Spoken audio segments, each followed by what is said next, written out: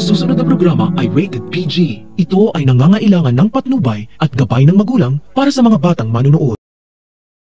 Ang buong akala ni Lani hindi mabubuking ang sikreto niyang pagpeke ng perma ni Ina para makuha ng buo ang insurance money na dapat kahati niya ang mga anak ni Tony.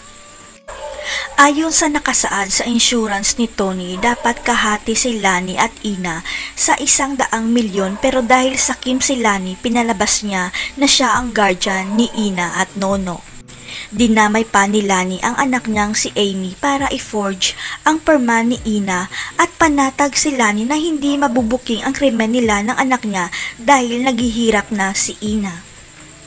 Ang hindi alam ng lahat, hindi totoong namatay si Tony dahil may nagnakaw ng mga kagamitan niya nang mawalan siya ng malay sa bar pero nakatakas siya bago lumaki ang sunog.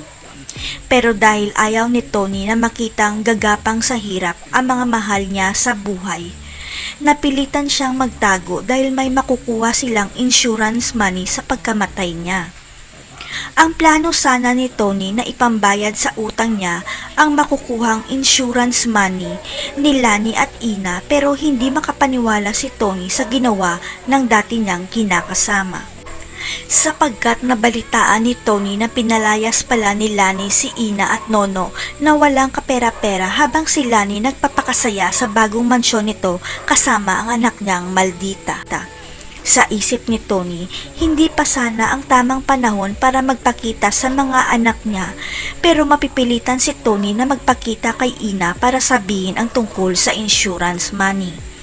Pero magugulat si Tony na wala na sa inuupahang bahay nito si Ina.